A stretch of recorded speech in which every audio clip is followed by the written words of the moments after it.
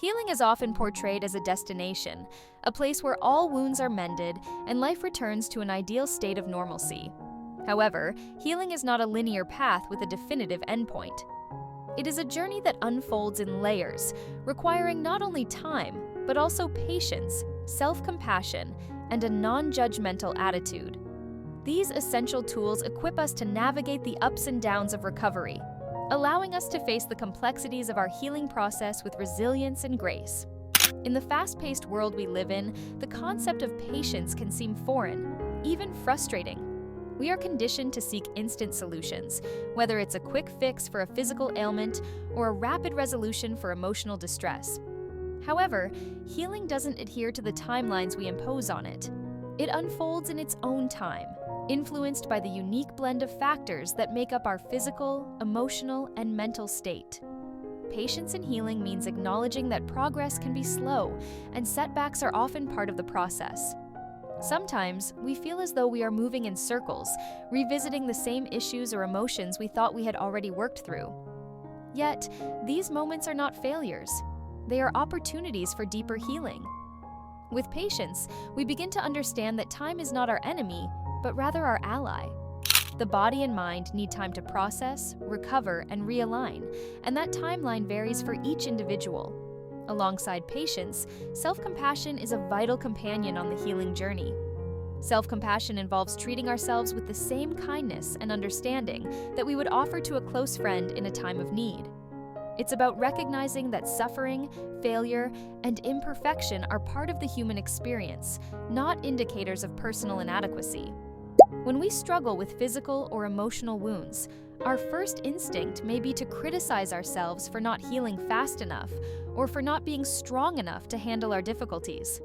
This inner criticism can stall our progress, compounding the pain we already feel. On the other hand, self-compassion allows us to acknowledge our suffering without adding layers of guilt or shame. It gives us permission to be vulnerable and imperfect as we heal. Self-compassion also encourages us to listen to our needs, whether it's taking time to rest, seeking help from a professional, or allowing ourselves to grieve. Instead of forcing ourselves to get over it or pushing through pain, we can use self-compassion to nurture our well-being. This gentle approach does not mean passivity or avoidance. Rather, it fosters a supportive environment in which real healing can occur. Cultivating a non-judgmental attitude toward ourselves and our experiences is essential. Judgment often creeps in when we compare our healing process to others, or when we have rigid expectations about what our recovery should look like. We might think, "I should be over this by now," or "Why am I still struggling with this?" These judgments create unnecessary pressure and can deepen our sense of frustration. To heal effectively, we must recognize that each person's journey is unique. There is no right or wrong way to heal, and there is no prescribed timeline. What works for one person may not work for another, and that's perfectly okay. By adopting a non-judgmental attitude, we free ourselves from the burden of comparison and expectation, allowing our healing to unfold naturally at its own pace. A non-judgmental attitude also invites us to be curious rather than critical.